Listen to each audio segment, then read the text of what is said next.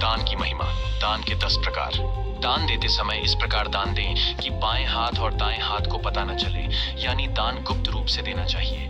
दान का अर्थ है दूसरों के प्रति परोपकार करने की प्रवृत्ति। हम भविष्य में अच्छा अवतार पाने के लिए या अगले जन्म में अच्छी योनि में जन्म लेने के लिए या अपनी मुक्ति पाने के लिए दान करते हैं। हमारे धर्म शास्त्रों में 10 प्रकार के दान बताए गए हैं। सबसे पहले गाय का दान उत्तम माना गया है। गायें पवित्र हैं। ये 33 करोड़ देवताओं का घर है। शास्त्रों में कहा गया है कि गाय का दान करने से हम वैतरणी नदी से पार हो जाते हैं। गायों के लिए शास्त्रों में कहा गया है कि गायें मेरे सामने रहती हैं, गायें मेरे पास रहती हैं, गायें मेरे हृदय में रहती हैं। मैं गायों के बीच में रहता हूँ। गायों के अंगों में 14 ग्रह हैं। गायें इस लोक में और परलोक में हमारे साथ रहें। अदिति देव माता गाती है और वेद माता भी गाती है, गाय के रूप में देवी मेरे पापों का निवारण करे। दान तब दिया जाता है जब परिवार को पुत्र रत्न की प्राप्ति होती है। जब श्री कृष्ण का जन्म हुआ तो नंद बाबा ने करोड़ों गायें दान की। नचिकेता के पिता उदालक मुनि ने भी सैकड़ों स्वर्ण गायें दान की। इस प्रकार गोदान को उत्तम माना गया है। हमारे पौराणिक ग्रंथों के अनुसार किसी व्यक्ति की मृत्यु के 12वें दिन वैतरणी नदी को पार करने के लिए चांदी या जीवित गाय का दान किया जाता है। गरुड़ पुराण में ऐसी मान्यता है कि गाय दान करने से विवाह के अवसर पर कन्या के साथ एक गाय भी दी जाती है। गाय का दान करने से मन और कर्म से किए गए पाप नष्ट हो जाते हैं। दूसरा दान है भूमिदान। पहले के समय में राजा, महाराजा और समाज के श्रेष्ठ लोग भूमिदान करते थे। ऐसी भावना थी कि भूमिदान करके व्यक्ति अपनी आजीविका कमा सकता है और उसका जीवन धन्य हो जाएगा। श्रीमद् भागवत कथा के अनुसार बलि राजा ने वामन रूपधारी भगवान विष्णु को 3 चरणों में पूरी भूमि दान में दे दी थी।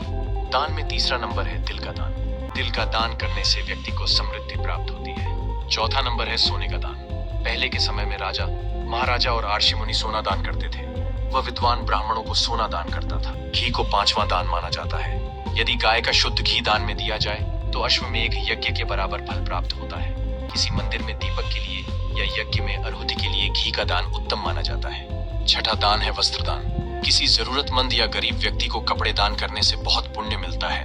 उनकी अंतरात्मा की कृपा से हमारा कल्याण हो रहा है। अन्न का दान 7वें दान में गिना जाता है। इसे अन्नदानम महादानम कहा जाता है। अन्न दान करने से भूखे का पेट शांत होता है। उनकी कृपा से हमारा कल्याण होता है, जिससे हम आर्थिक, सामाजिक और आध्यात्मिक रूप से उन्नति करते हैं। 9वें दान में चांदी का दान आता है। जन्म या विवाह के अवसर पर चांदी का दान दिया जाता है। शैया दान में गाय के दान में चांदी का दान दिया जाता है। 10वां दान नमक का होता है। जब हम मंदिर में या सीधे किसी ब्राह्मण को दान देते हैं तो उसमें नमक न हो तो दान अधूरा माना जाता है।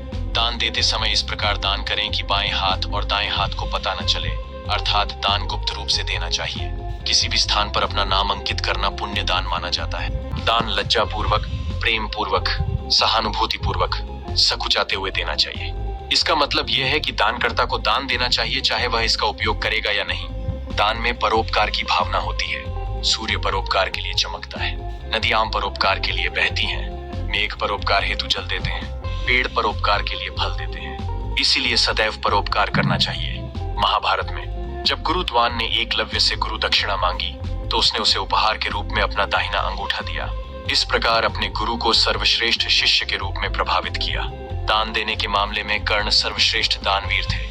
भगवान कृष्ण ने अर्जुन को सर्वश्रेष्ठ धनुधर बनाने और कर्ण को परास्त करने के लिए देवराज इंद्र को कर्ण के पास भिक्षा लेने के लिए भेजा।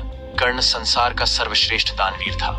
जब इंद्र भगवान बटुक ब्राह्मण के रूप में कर्ण के पास आए तो उन्होंने कर्ण से उन्हें दान में देने के लिए कई चीजें मांगने के लिए कहा, लेकिन इंद्र ने इनकार कर दिया।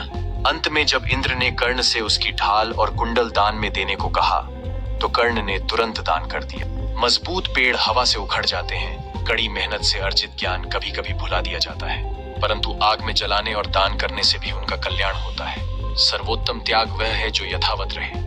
आज के आधुनिक युग में अंगदान को सर्वोत्तम माना जाता है। किसी व्यक्ति की मृत्यु के बाद उसके अंगों का दान कर देना चाहिए ताकि दूसरों को नई जिंदगी मिल सके। नेत्रदान, हृदय दान और किडनी दान को उत्तम माना जाता है। दान देने और लेने वाले दोनों को लाभ होता है। तो दोस्तों, ऐसी ही अद्भुत जानकारियां पाने के लिए हमारे चैनल के साथ जुड़े रहें और हमारे चैनल को सब्सक्राइब जरूर करें, कमेंट करें, लाइक करें।